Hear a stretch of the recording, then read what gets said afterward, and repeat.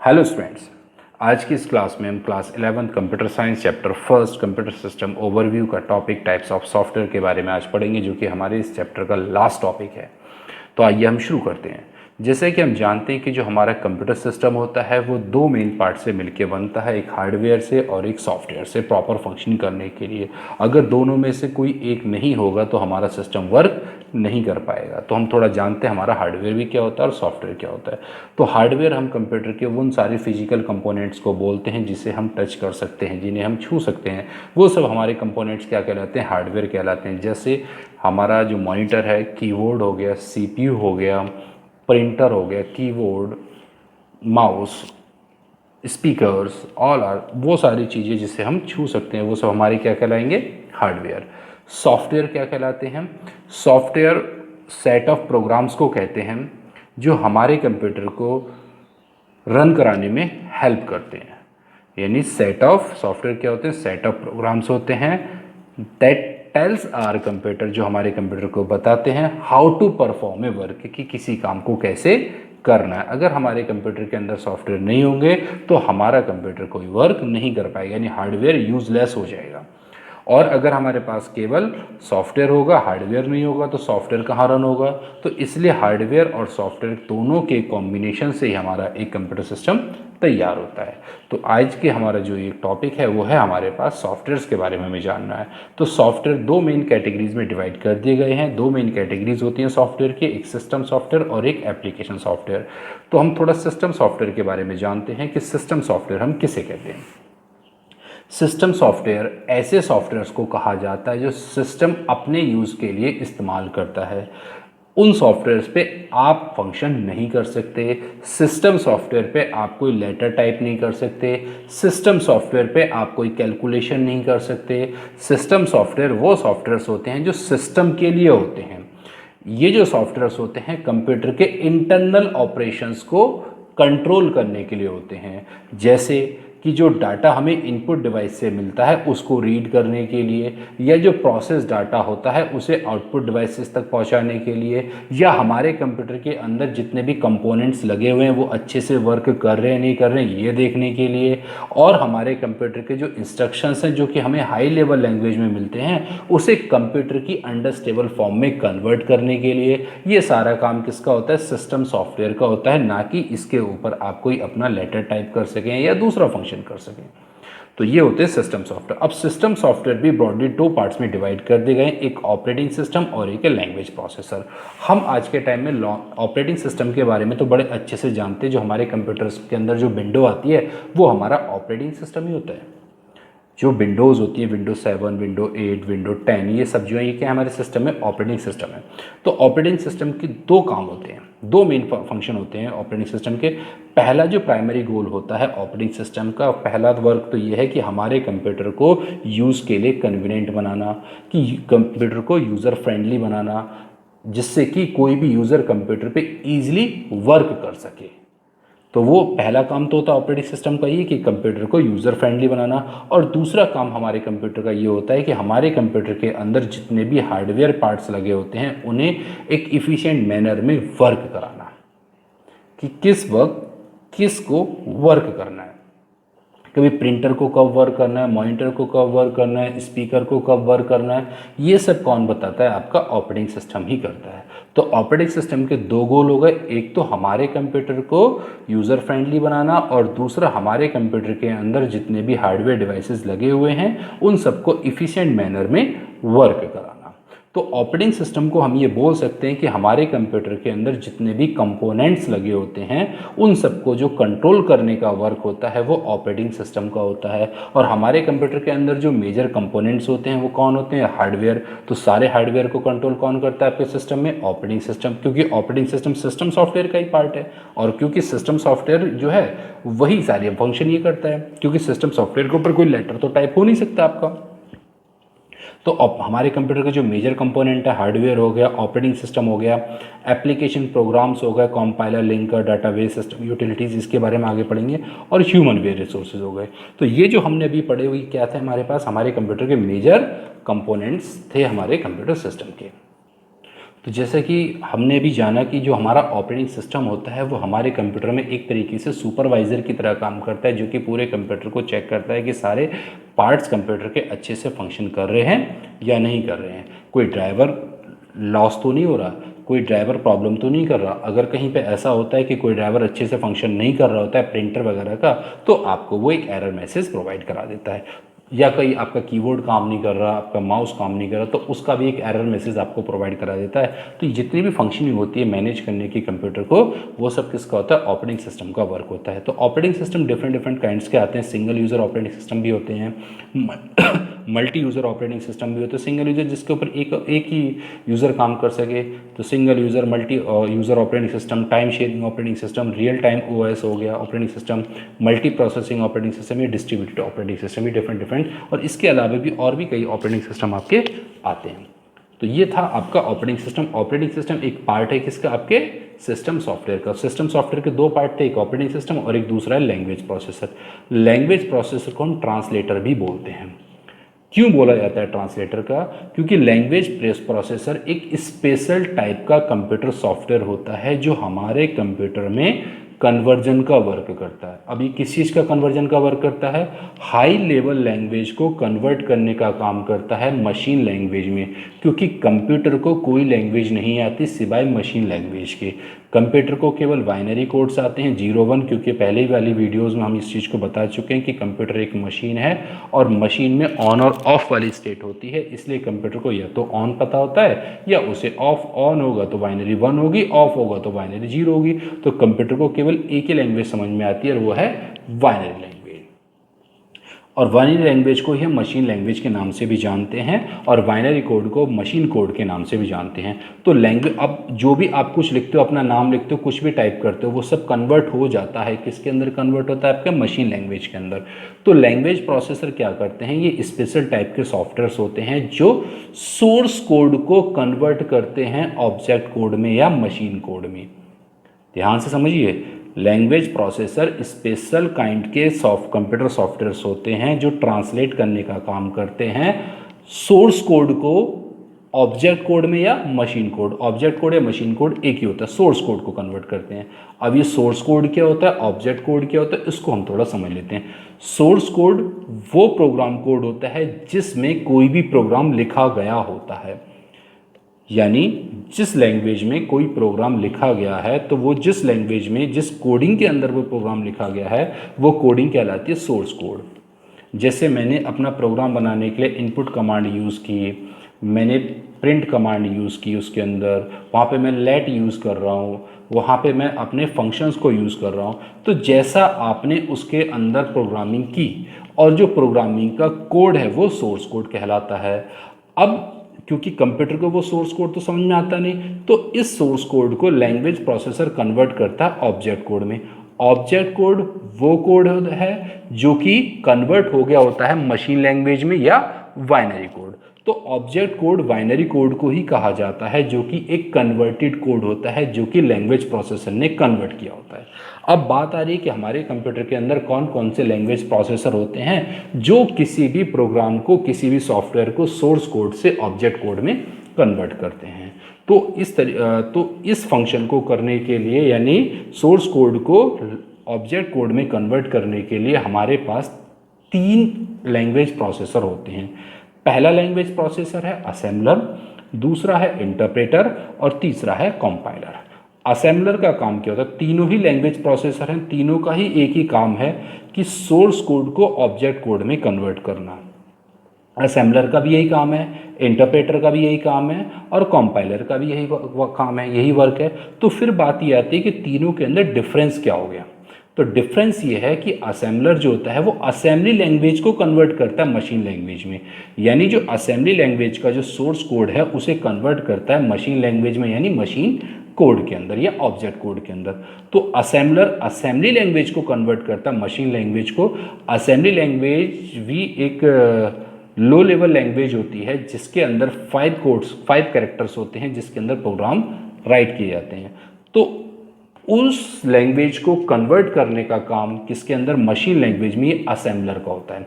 तो असेंबलर एक ट्रांसलेटर है या एक लैंग्वेज प्रोसेसर कह सकते हैं। दूसरा इंटरप्रेटर, बड़ा ही इंपॉर्टेंट लैंग्वेज प्रोसेसर है ये, क्योंकि हम जब पाइथन के बारे में पढ़ेंगे आगे तो पाइथन के अंदर जो पाइथन की कोडिंग होती है जो कन्वर्ट की जाती है मशीन कोड के अंदर, वो इंटरप्रेटर के थ्रू ही की जाती है। तो इंटरप्रेटर भी एक क्या है, एक लैंग्वेज प्रोसेसर है जो ट्रांसलेट करता है सोर्स कोड को ऑब्जेक्ट कोड में, यानी हाई लेवल लैंग्वेज प्रोग्राम को मशीन लैंग्वेज में कन्वर्ट करता है। और यही काम कंपाइलर का भी है।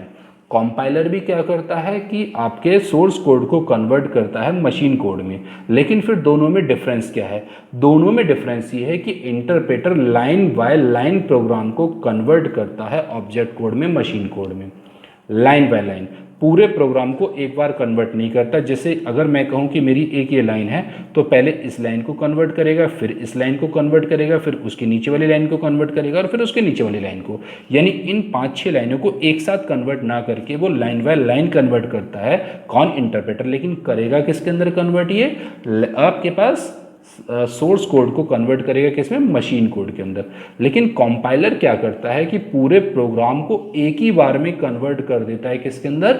मशीन कोड के अंदर। वो लाइन बाय लाइन कन्वर्ट नहीं करता, compiler line by line convert नहीं करता, वो पूरी एक ही बार में कन्वर्ट कर देता है और interpreter line by line convert करता है। ये दोनों के अंदर मेजर डिफरेंस है। लेकिन असेंबलर केवल असेंबली लैंग्वेज को ही कन्वर्ट करता है। असेंबलर अगर कोई प्रोग्राम C++ लैंग्वेज में लिखा हुआ है या C लैंग्वेज में लिखा हुआ है उसे कन्वर्ट नहीं कर सकता मशीन लैंग्वेज में। आपका कंपाइलर C++ के प्रोग्रामिंग को कन्वर्ट करता है किसमें? मशीन लैंग्वेज में। इंटरप्रेटर पाइथन की प्रोग्रामिंग और दूसरे प्रोग्राम्स को कन्वर्ट करता है मशीन लैंग्वेज के अंदर। तो ये अभी हमने पढ़ा था सिस्टम सॉफ्टवेयर के बारे में। सिस्टम सॉफ्टवेयर के 2 पार्ट्स हमने यहाँ पे पढ़े। एक हमने पढ़ा ऑपरेटिंग सिस्टम और दूसरा हमने यहाँ पे पढ़ा लैंग्वेज प्रोसेसर। अब हम बात करते हैं एप्लीकेशन सॉफ्टवेयर की। अब ये एप्लीकेशन सॉफ्टवेयर्स आपके होते क्या हैं? जैसा कि मैंने जाना कि हमारा जो एक कंप्यूटर है उसके अंदर 2 तरीके के सॉफ्टवेयर थे, एक सिस्टम सॉफ्टवेयर था और एक एप्लीकेशन सॉफ्टवेयर था। सिस्टम सॉफ्टवेयर तो वो सॉफ्टवेयर होगा जो कंप्यूटर अपने यूज़ के लिए इस्तेमाल करता है, अपने फंक्शन के लिए। अब पूरे हार्डवेयर अच्छे से फंक्शन कर रहे नहीं कर रहे, यानी इंटरनल प्रोसेसिंग के लिए जो इस्तेमाल किए जाने वाला सॉफ्टवेयर है वो आपका सिस्टम सॉफ्टवेयर हो गया। या कुछ कन्वर्जन करना होता है तो वो सिस्टम सॉफ्टवेयर का पार्ट हो जाता है। लेकिन अगर मुझे कोई फंक्शनिंग करनी है, अगर मुझे अपना कोई वर्क करना है, मुझे लेटर टाइप करना है, मुझे कैलकुलेशंस करनी है, मुझे मेडिकल अकाउंटिंग करनी है या रेलवे रिजर्वेशन करना है, बिलिंग करनी है, तो ये सब किस सॉफ्टवेयर पे होगा? ये सिस्टम सॉफ्टवेयर पे नहीं होगा, ये एप्लीकेशन सॉफ्टवेयर पे होगा। किस पे होता है ये? Application software. तो एप्लीकेशन सॉफ्टवेयर हमें इंस्टॉल करने पड़ते हैं। पहले हमें अपने कंप्यूटर के अंदर सिस्टम सॉफ्टवेयर इंस्टॉल किया जाता है। जैसे कि आप जानते हैं कि आपके सिस्टम के अंदर पहले इंस्टॉल किया जाता है किसको? ऑपरेटिंग सिस्टम को, जो कि एक सिस्टम सॉफ्टवेयर है। उसके बाद इंस्टॉल किया जाता है आपके जितने भी एप्लीकेशन सॉफ्टवेयर्स होते हैं, चाहे वो MS वर्ड हो, एक्सेल हो, पावर पॉइंट हो, कुछ भी हो आपके पास, पेंट हो। तो जो पैकेजेस, अब ये एप्लीकेशन सॉफ्टवेयर जो होते हैं इनको सब डिवाइडेड कर दिया गया है 4 कैटेगरीज में, पैकेजेस में, यूटिलिटीज़ में, कस्टमाइज सॉफ्टवेयर में और डेवलपर टूल्स में। तो इनके बारे में 1 बाय 1 जानेंगे, पढ़ेंगे कि पैकेजेस क्या होते हैं, यूटिलिटीज़ क्या होती हैं और कस्टमाइज सॉफ्टवेयर और डेवलपर टूल्स क्या होते हैं। तो हम सबसे पहले जानते हैं पैकेजेस के बारे में कि जो सिस्टम सॉफ्टवेयर था वो केवल किस लिए यूज़ में आ रहा था? कंप्यूटर के खुद के यूज़ में आ रहा था। बिकॉज क्योंकि system software exist mostly of the benefit of the computer.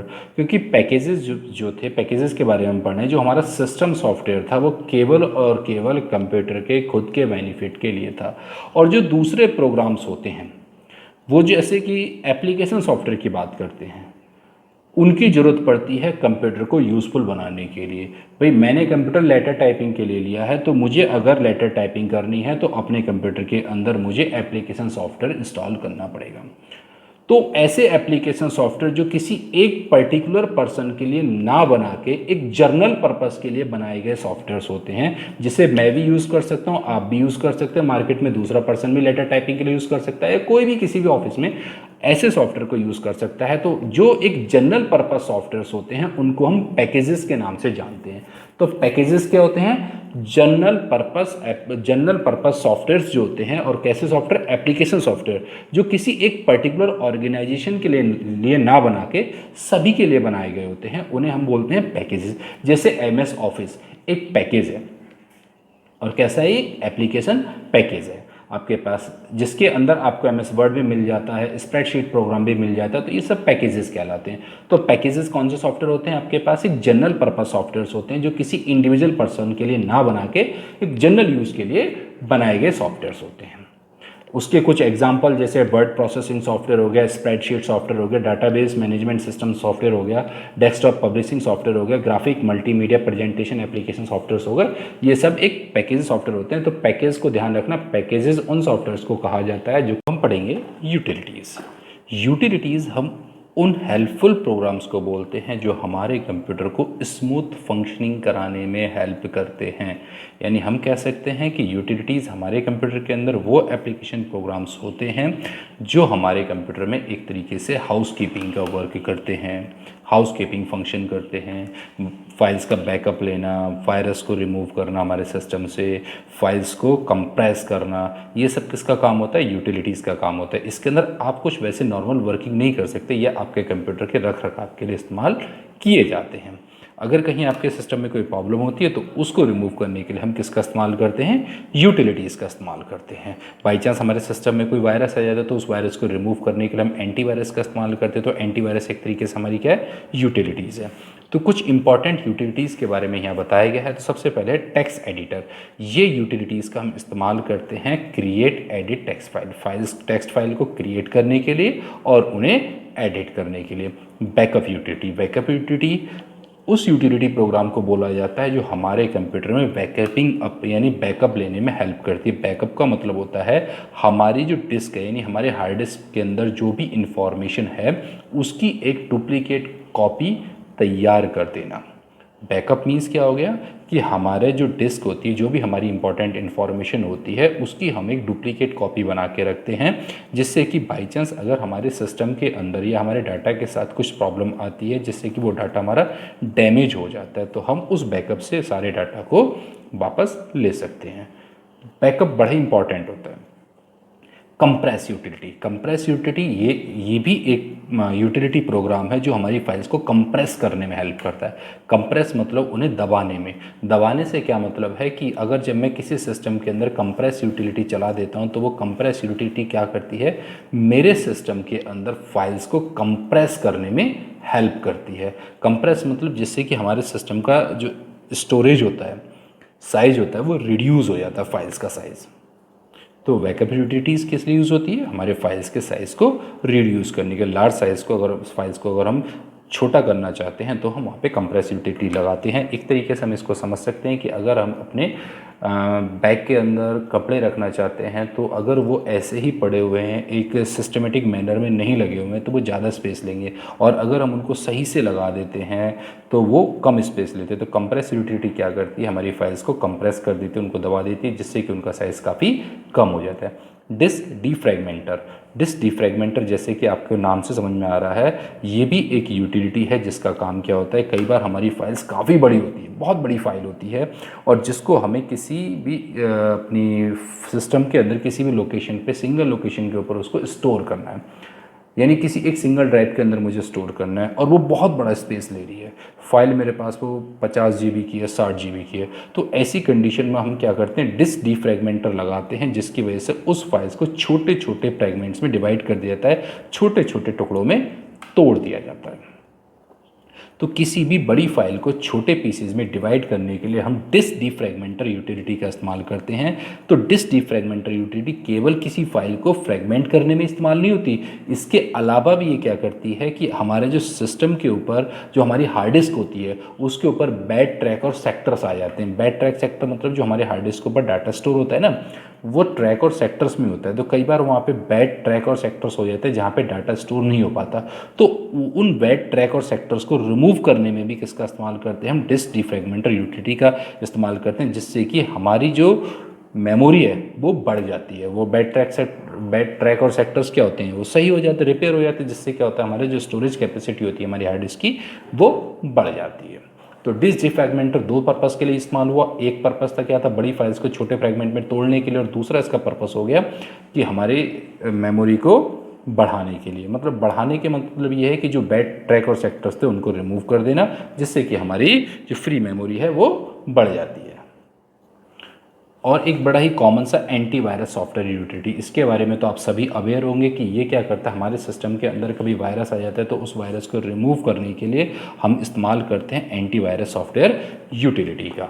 ये हमारे कंप्यूटर के अंदर वायरस को रिमूव करने में हेल्प करती है, और भी कई अलग अलग पर्पस में हम इसका इस्तेमाल करते हैं। तो एंटीवायरस सॉफ्टवेयर भी एक यूटिलिटी होती है जो हमारे सिस्टम के अंदर पूरे सिस्टम को स्कैन भी करती है कि कहीं कोई वायरस है तो नहीं, अगर है तो उसको रिमूव करती है।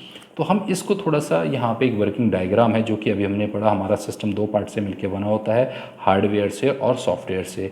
हार्डवेयर के अंदर जो भी आपके पास जिसको भी आप छू सकते हैं वो सब क्या कहलाता है, आपका हार्डवेयर कहलाता है। सॉफ्टवेयर को हमने देखा था दो पार्ट्स में हमने डिवाइड कर दिया था, system software, application software.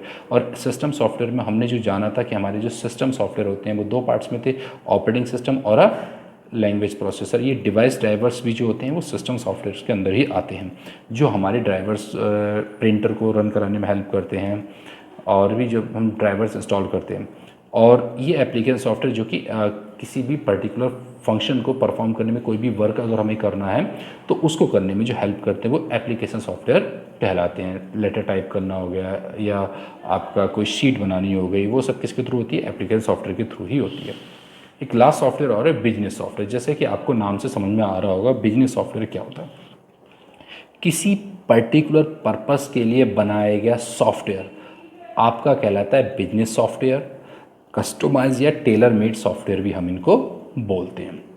Tailor made software या कस्टमाइज सॉफ्टवेयर वो सॉफ्टवेयर्स होते हैं जो कि जनरल पर्पस सॉफ्टवेयर्स ना होके, मोस्टली क्या होता है कि बिजनेस सॉफ्टवेयर ऐसे एक सॉफ्टवेयर्स होते हैं जो बिजनेस में इस्तेमाल होने वाले सॉफ्टवेयर्स होते हैं, जो कि एक तरीके से क्या होता है, जैसे बिजी हो गया, हर कोई उसको इस्तेमाल करता है, टैली उसको इस्तेमाल करता है, टैली हर कोई टैली को इस्तेमाल करता है। तो बिजनेस सॉफ्टवेयर एक तरीके से बोल सकते हैं ऐसे सॉफ्टवेयर जो बिजनेस पर्पस के लिए बनाए गए सॉफ्टवेयर्स होते हैं, उनको हम बिजनेस सॉफ्टवेयर बोलते हैं। और कुछ सॉफ्टवेयर्स होते हैं कस्टमाइज या टेलर मेड सॉफ्टवेयर। कस्टमाइज या टेलर मेड सॉफ्टवेयर होते हैं किसी स्पेसिफिक रिक्वायरमेंट्स को पूरा करने के लिए बनाए गए सॉफ्टवेयर, जैसे किसी स्कूल के लिए बनाया गया सॉफ्टवेयर, किसी हॉस्पिटल के लिए बनाया गया सॉफ्टवेयर। तो ऐसे सॉफ्टवेयर जो होते हैं वो एक आपके टेलर मेड या कस्टमाइज सॉफ्टवेयर कहलाते हैं। और बिजनेस सॉफ्टवेयर जो कि बिजनेस में यूज़ होने वाले सॉफ्टवेयर हो गए वो आपके कहलाते हैं बिजनेस सॉफ्टवेयर। नेक्स्ट है आपके पास सॉफ्टवेयर लाइब्रेरीज। लाइब्रेरी का मतलब आपको समझ में आ रहा होगा, आपने बुक्स लाइब्रेरी देखी है, तो बुक्स लाइब्रेरी क्या होती है, जहाँ पे बहुत सारी बुक्स को स्टोर करके रखा जाता है। तो ऐसे ही सभी अपने बहुत सारे सॉफ्टवेयर्स की एक अपनी लाइब्रेरी होती है। जिस तरीके से अगर आप पाइथन के अंदर आगे वर्क करेंगे तो आप देखेंगे कि पाइथन के अंदर भी अपनी एक लाइब्रेरी है। तो इस लाइब्रेरी के अंदर रखा क्या जाता है, तो इस लाइब्रेरी के अंदर क्या होता है, प्री डिफाइंड प्रोग्रामिंग कोड्स होते हैं, जो पहले से ही बनाए गए कुछ कोड्स होते हैं। अगर आपको बाई चांस जैसे एक मैथमेटिकल कैलकुलेशन करनी है, यानी आपको सम करना है, तो उसके लिए आपको कोडिंग लिखनी पड़ेगी। तो आपको वो कोडिंग ना लिख के उसके लिए केवल आपको सम लिखना पड़ेगा, और उसके अंदर पहले से कुछ कोड्स बना के स्टोर कर दिए गए हैं। तो सॉफ्टवेयर लाइब्रेरीज क्या होती हैं, उन लाइब्रेरीज को बोलते हैं जो पहले से बनाई गई लाइब्रेरी होती हैं, या बोल सकते हैं कि प्री डिफाइन कोड्स होते हैं जो कि हमारे सॉफ्टवेयर्स के अंदर स्टोर होते हैं, जिनको हम अपने प्रोग्राम के अंदर इस्तेमाल करेंगे। और जब आप पाइथन पढ़ेंगे आगे तो आप देखेंगे कि पाइथन की भी काफ़ी बड़ी लाइब्रेरी है, और उसके अंदर भी डिफरेंट फंक्शंस के लिए डिफरेंट सॉफ्टवेयर्स है जिनको हम इंपोर्ट करते हैं और अपने प्रोग्राम्स के अंदर इस्तेमाल करते हैं। तो ये था हमारा चैप्टर फर्स्ट, जहाँ पे फिनिश होता है। I think you like this video. अगर आपको ये समझ ना आया हो या कुछ प्रॉब्लम हो तो आप मुझे कमेंट करके पूछ सकते हैं। Thanks for watching this video. Thank you.